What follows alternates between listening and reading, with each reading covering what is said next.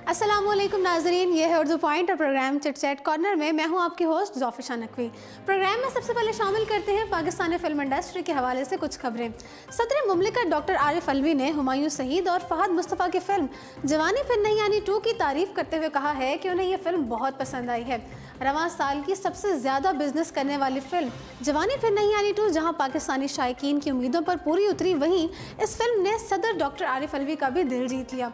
सदर आरिफ अलवी ने ट्विटर पर फिल्म की तारीफ करते हुए कहा है कि मैंने कल फिल्म जवानी फिर नहीं आनी 2 देखी। फिल्म बेहतरीन है और मुझे ये देखकर बहुत खुशी महसूस हो रही है कि पाकिस्तानी सिनेमा बेहतरी की जानिब बढ़ रहा है और बहुत अच्छी तफरीह फराहम कर रहा है। वाज़ेह रहे कि जवानी फिर नहीं आनी 2 पाकिस्तान की पहली फिल्म है जो रिलीज़ से अब तक 60 करोड़ से ज़ायद का बिजनेस कर चुकी है।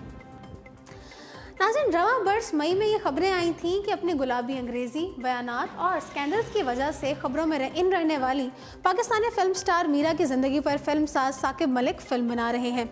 ताहम ये खबरें सामने आते ही साकिब मलिक ने इन खबरों को मुस्तरद कर दिया था और कहा था कि अगरचे वो एक फिल्म पर काम कर रहे हैं, ताहम वो अदाकारा की सवाने हयात नहीं है। ताहम अब साकिब मलिक और मीरा की इस फिल्म का नाम और कास्ट सामने आ गई है। अदाकारा ने अपने इंस्टाग्राम पर फिल्म साज और दीगर कास्ट के साथ एक तस्वीर शेयर की है और साथ ही उन्होंने फिल्म का नाम बाजी बताया है। फिल्म के हवाले से बात करते हुए मीरा ने दावा किया है कि वो फिल्म में मरकज़ी अदाकारा का किरदार अदा करती नजर आएंगी। नाज़रीन, मीरा ने बताया है कि वो फिल्म की शूटिंग का आगाज़ हो चुका है और फिल्म में मरकज़ी किरदार बाजी में नजर आएंगी। फिल्म की टीम की जानिब से जारी बयान में कहा गया है कि बाजी एक थ्रिलर ड्रामा फिल्म है जो पाकिस्तान की नई उभरती हुई फिल्म इंडस्ट्री में एक नया इजाफा होगा। फिल्म के कास्ट में शामिल मोहसिन अब्बास हैदर का कहना था कि बतौर अदाकार उन्हें बाजी की कहानी बहुत पसंद आई। उन्होंने फिल्म की कहानी को कमर्शियल फिल्मों से हटकर बताया और नाज़रीन, इस फिल्म बाजी को आइंदा बरस के वस्त तक रिलीज़ किए जाने का इम्कान है। अब ज़रा रुख करते हैं बॉलीवुड का। वर्सेटाइल बॉलीवुड अदाकार, फिल्म साज, गुलकार और लिखारी 67 साल नाना पाटेकर और 34 साल मॉडल अदाकारा तनुश्री दत्ता की जानिब से जिनसी तौर पर हरासा किए जाने के इल्ज़ामात पर खामोशी तोड़ दी है। शादीशुदा और एक बच्चे के वालिद नाना पाटेकर ने खुद से 33 साल कम उम्र अदाकारा की जानिब से इल्ज़ामात लगाए जाने पर ताज्जुब का इज़हार करते हुए सवाल किया है कि ये कैसे मुमकिन हो सकता है कि मैं खातून को फिल्म के सेट पर 50 से 100 अफराद के सामने जिनसी तौर पर हरासा करूँ। तनुश्री दत्ता ने एक रोज़ कब भारतीय टीवी को इंटरव्यू के दौरान ये इंकशाफ किया था कि नाना पाटेकर ने उन्हें जिनसी तौर पर फिल्म की शूटिंग के दौरान हरासा किया है। मॉडल अदाकारा ने यह भी दावा किया था कि नाना पाटेकर का खवातीन के साथ रवैया नाजेबा होता है और उनकी इस आदत से अक्षय कुमार जैसे बड़े अदाकार भी वाकिफ़ हैं।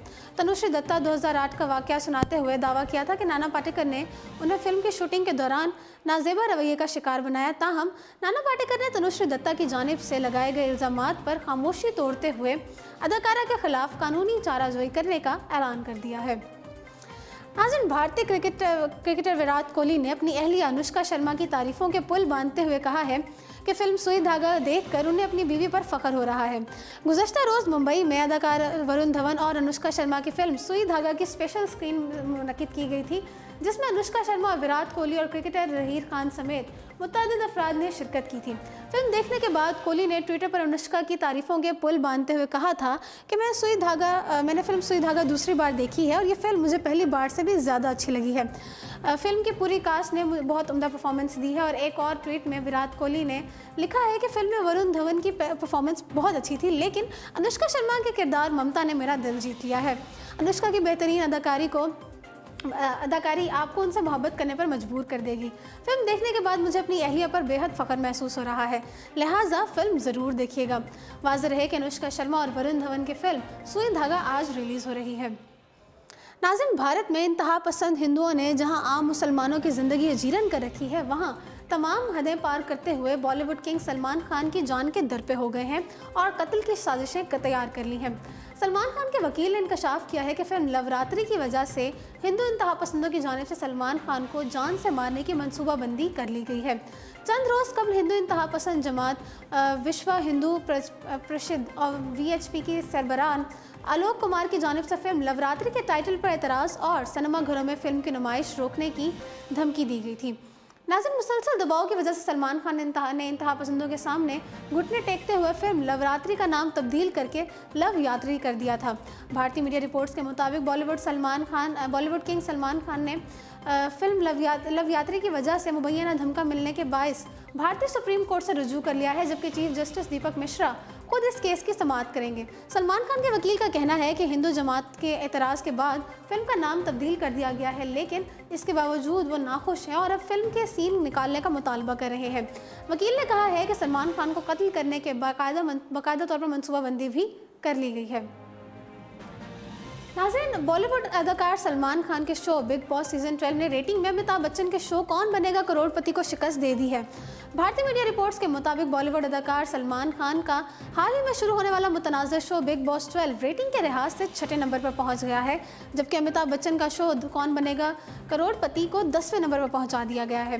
रेटिंग की फहरिस्त में भारतीय टीवी चैनल से नशर होने वाला ड्रामा नागिन 3 पहले नंबर पर मौजूद है, जबकि माधुरी दीक्षित का शो डांस दीवाने दूसरे नंबर पर, ड्रामा ये रिश्ता क्या कहलाता है तीसरे, ड्रामा कुंडली भाग्य चौथे और मज़ाहिया ड्रामा तारिक मेहता का उल्टा चश्मा 5वें नंबर पर मौजूद है। मुतनाज़ा शो बिग बॉस 12 के मेज़बान सलमान खान है और उनकी एक किस्त का मुआवजा 12 से 14 करोड़ बताया जा रहा है, जो कि इमरान खान और अमिताभ बच्चन की फिल्म ठग ऑफ हिंदुस्तान से भी ज़्यादा बताया जा रहा है। नाज़रीन, बिग बॉस में सभी शुरका रिहाइश पजीर होते हैं और जिन 3 माह तक एक ही घर में रहना होता है और इनका आपस में दुनिया से रब्ता भी कट जाता है और आखिर में जो शख्स शो में मौजूद रहता है वही जीत का हकदार कहलाता है और इसे कसीर मुआवजा भी दिया जाता है। नाज़रीन, वैसे तो कहा जाता है कि फ़न और फ़नकार की कोई सरहदें नहीं होती, ताहम अगर हकीकत में देखा जाए तो ऐसा नहीं है। पड़ोसी मुल्क भारत में जहां वक्तन फ़वक्तन पाकिस्तानी अदाकाराओं पर पाबंदियां लगने की बातें की जाती हैं, वहीं बॉलीवुड पाकिस्तानी अदाकारों और गुलकारों के बगैर आगे बढ़ा भी नहीं जा सकता। जिस तरह माजी में भारतीय लोग और फिल्मों दुनिया से वाबस्ता अफराद पाकिस्तानी अदाकारों गुलकारों पर पाबंदी लगाने का मुतालबा कर चुके हैं, इसी तरह अब वहाँ के लोग अपने ही मुल्क के अदाकारों को भारत छोड़ने का मशवरा दे रहे हैं। मुतअद्दिद भारतीय अफराद ने नौजवान मुसलमान अदाकारा और मॉडल सारा खान को मशवरा दिया है कि वो भारत छोड़कर पाकिस्तान चली जाएं। टाइम्स ऑफ इंडिया के मुताबिक सारा खान को एक पाकिस्तानी इश्तहार में काम करना महंगा पड़ गया और लोगों ने उनके इश्तहार को देखते ही उन पर तनकीद करना शुरू कर दी। सारा खान ने पाकिस्तानी इश्तहार की वीडियो अपने इंस्टाग्राम पर शेयर की, जिसमें वो खूबसूरती बढ़ाने और जाज़ब नजर आने के लिए एक ब्यूटी क्रीम और हेयर रिमूवल क्रीम की तशहीर को दिखाई दे रही हैं। अगरचे इश्तहार में कोई भी काबिल एतराज़ या नाजेबा मंजर नहीं है, ताहम फिर भी भारतीय अफराद ने सारा खान को तनकीद का निशाना बनाते हुए उन्हें मुल्क छोड़कर पाकिस्तान चले जाने का मशवरा दिया है। अब ज़रा रुख करते हैं हॉलीवुड का।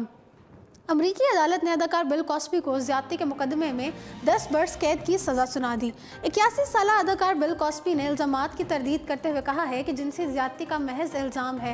गैर मुल्की मीडिया के मुताबिक अमरीकी अदालत ने मारूफ कॉमेडियन बॉलीवुड और हॉलीवुड अदाकार बिल कॉस्बी को जिनसी ज़्यादती के मुकदमे में 10 साल की सज़ा सुनाते हुए जेल मुंतकिल करने का हुक्म दे दिया है। तो जी नाज़रीन, इसी के साथ प्रोग्राम चिट चैट कॉर्नर पहुँचता है अपने इख्तिताम को। मुझे दीजिए इजाज़त और देखते रहिए उर्दू पॉइंट।